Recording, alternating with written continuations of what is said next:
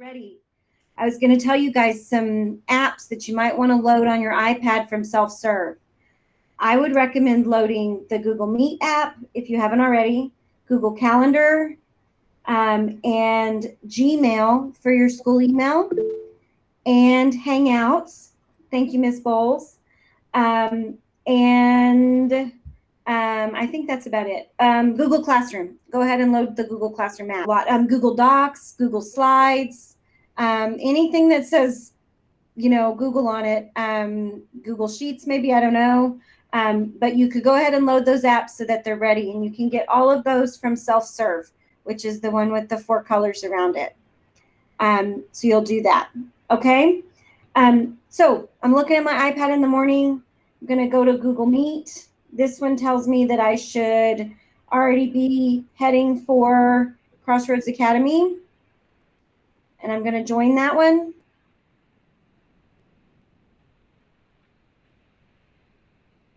Hey, welcome, Mr. Vorak. Yes, I just joined again. I get a greeting every time. Okay, so I've got this one, and okay, from here, I touch the screen. Once I touch the screen, all my little options come up, and to get to the attachment, I go to the, oops, it went away, I wasn't fast enough. I use the little I at the top, I for information. I find that Google Doc again, and I go to the green school check-in link. I think you have to double tap or, okay, on that one, then you tell it to open the link. You can open in Chrome or Safari, it really doesn't matter. And you should be able to go into the check-in from there, okay? All right, perfect. So you want to be in a quiet place as much as possible, okay? I know for many of us, I talked about this a little bit yesterday, that's not very possible in my own home. So while I'm here working from the office and the campus, my wife is over at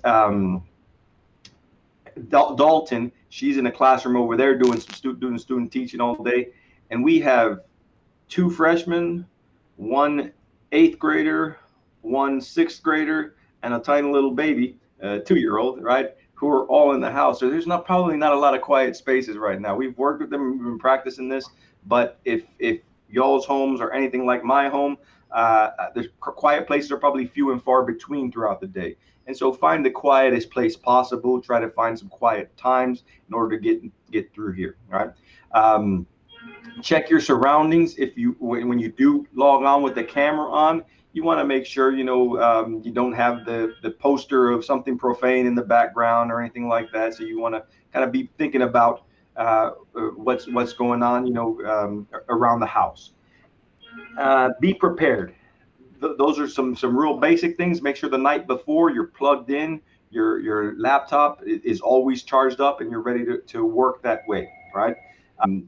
And I remember a couple of years ago, my kids were saying all the time, try hard.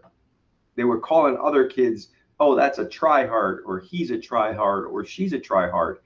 And that was a negative thing. I haven't heard that so much recently, but this video speaks exactly to that, right?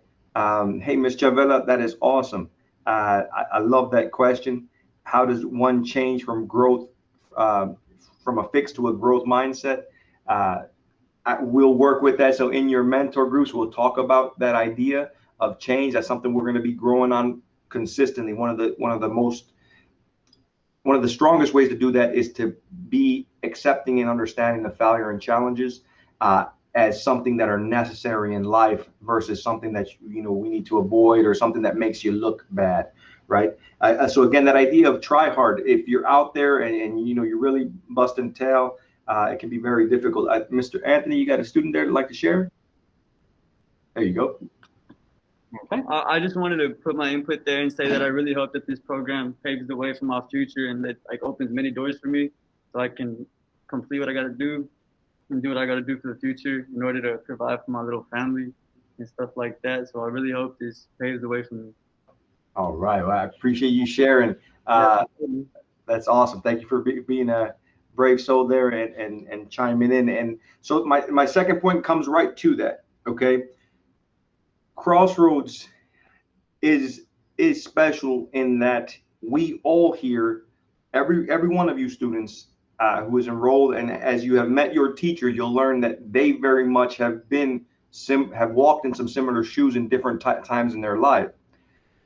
And the idea of overcoming things, if you have had it easy, if since the time you were born everyone told you how smart you were and how all your grades were perfect and everything you do is just so awesome, right? You can see what happens. You get into a fixed mindset, and instead of that being a good thing for you, that can make you um, less special in the long run than somebody who has had some very significant challenges, right? Which all of you all have had.